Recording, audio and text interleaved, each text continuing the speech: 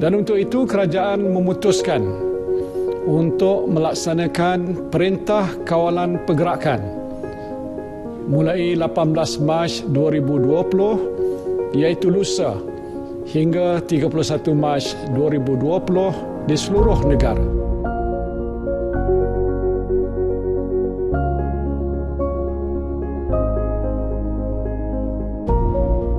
Sepanjang Perintah Kawalan Pergerakan (PKP) untuk memutuskan rangkaian penularan COVID-19, doktor dan staf perubatan mengalami keletihan dalam menguruskan pesakit yang semakin bertambah. Doktor dari barisan depan telah berkorban masa dan melakukan yang terbaik untuk mencapai masuk PKP sehingga tarikh akhir nanti. Barisan hadapan menangani COVID-19 dalam kalangan kaki tangan petugas kesihatan dan perubatan, sama ada di hospital, klinik kesihatan dan di medan luar dengan pasukan bergerak kesihatan melakukan persembayan dan disinfeksi di tempat tertentu. Petugas barisan hadapan yang bertungkus lumus berkhidmat untuk rakyat Malaysia dalam menangani wabak COVID-19.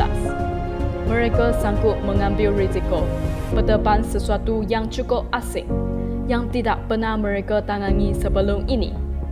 Doktor dan jururawat menyeru semua rakyat Malaysia duduk di rumah. Katanya, bantu kami untuk membantu anda. Salah satu petugas barisan hadapan yang tidak boleh diabaikan ialah polis. Pengorbanan pasukan keselamatan negara itu dapat dilihat terutamanya dalam situasi negara yang kini dilanda wabak coronavirus, dan PDRM telah memastikan PKP dapat dilaksanakan dengan baik serta lancar. Kegagalan mereka mematuhi peraturan yang dikeluarkan, maka kita terpaksa ambil tindakan. Kerjasama daripada masyarakat sangat perlu bagi mencegah dan juga menangani penularan wabak COVID-19 daripada terus berlaku. Dan tanpa kerjasama daripada masyarakat, tindakan kita untuk menyekat penularan wabak ini adalah sukar. PDRM bertugas 8 jam setiap hari di bawah matahari dan cuaca ribut hanya merupakan cabaran bagi anggota polis dan tentera untuk membendung wabak COVID-19. Mereka bukan doktor atau petugas kesihatan, tetapi anggota yang ditugaskan bagi memastikan orang ramai patuh arahan PKP walaupun terpaksa terdedah dengan jangkitan serta bahaya lain. Selain pekerja dalam bidang perubatan, pekerja penghantaran barang jangan dilupakan. Sepanjang masa PKP dijalankan, penghantaran makanan secara berterusan tanpa berehat merupakan perkara biasa kepada mereka yang bekerja untuk GrabFood, Foodpanda dan sebagainya. Walaupun kurang disebut oleh masyarakat berbanding dengan pekerjaan lain seperti doktor, jururawat dan polis, mereka sanggup berkhidmat kepada masyarakat selagi mereka mampu untuk berbuat demikian. Gunalah kami, kata salah seorang pekerja GrabFood, dengan harapan supaya masyarakat tidak menjadi bangsa untuk COVID-19. Kan frontliner ni orang-orang yang hebat macam polis, tentera, lepas tu yang duduk dekat hospital kan, doktor semua, nurse. So macam kami ni kurang dipandang lah. Kami ada untuk berkhidmat kepada orang-orang netizen yang perlu untuk duduk di rumah.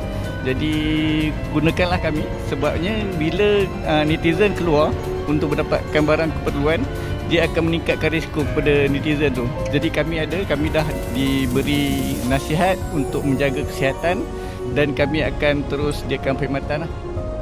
Selain penghantaran makanan, jasa pekerja syarikat seperti Amazon, Shopee, Lazada yang memberikan perkhidmatan penghantaran juga harus kita hargai. Jutaan terima kasih kita ucapkan kepada hero-hero yang memberikan perkhidmatan ini, termasuklah penghantaran yang melalui darat, laut dan udara. Kita bersyukur dengan adanya pekerja penghantaran barang yang telah memainkan peranan penting dalam mengelakkan penularan coronavirus.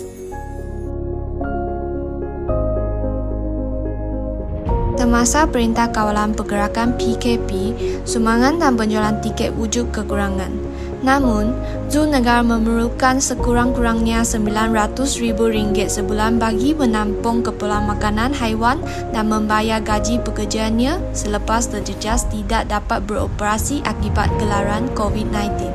Dengan ini, simpanan sedia ada mereka hanya mampu bertahan selama 3 bulan sahaja, sedangkan kos minimum diperlukan untuk tempoh 6 bulan.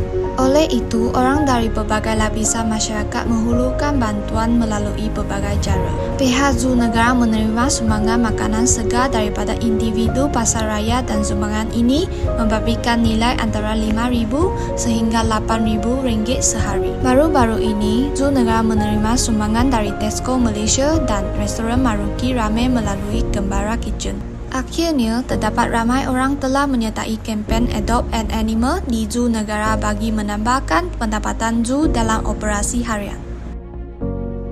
Seterusnya, kerajaan juga telah terima bantuan kewangan daripada masyarakat dan syarikat korporat untuk menenangi penyebaran COVID-19.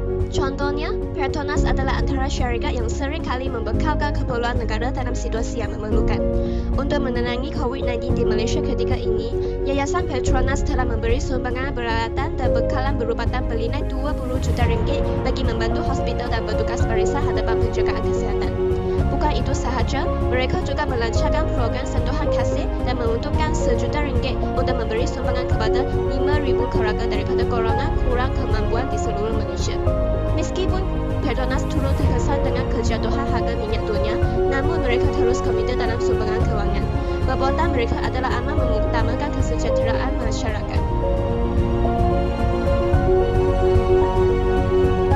Semasa wabak COVID-19 menular di Malaysia dan Perintah Kawalan Pergerakan PKP dilaksanakan, masyarakat dan korporasi telah menunjukkan sikap saling membantu dengan menyalurkan bantuan material kepada mereka yang memerlukan, seperti pejuang barisan hadapan dan juga golongan berpendapatan rendah tanpa mengira bangsa atau kaum.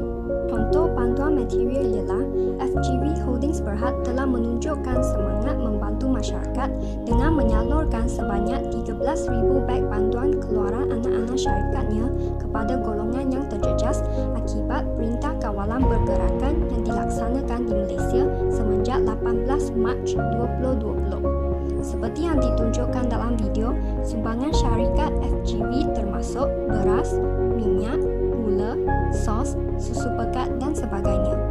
Pengagihan 3,000 beg juga dihantar kepada NGO terpilih iaitu Pakisma Selangor, Perkim Khabar Selangor dan Deras atau dikenali sebagai Teraju Ekonomi Asnaf. Selepas pengagihan ini, beg bantuan yang selebihnya juga akan diedar ke lokasi lain. Dan aktiviti ini telah dikoordinasikan bersama Kementerian Perusahaan Perdagangan dan Komoditi.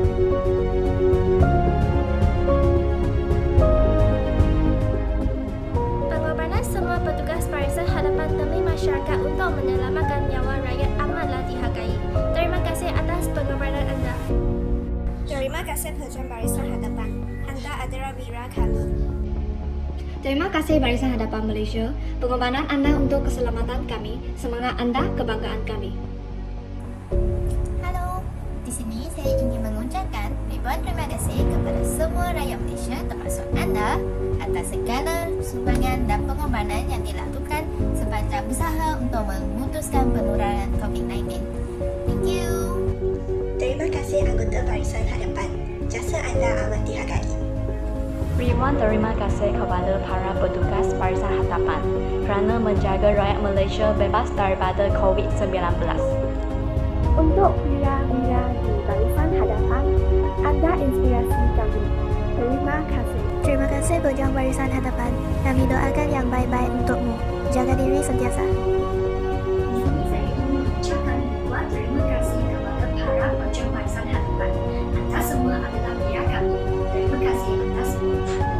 Terima kasih kepada pejuang barisan hadapan di atas pengorbanan dan komitmen dicurahkan selama ini. Anda adalah wira kami.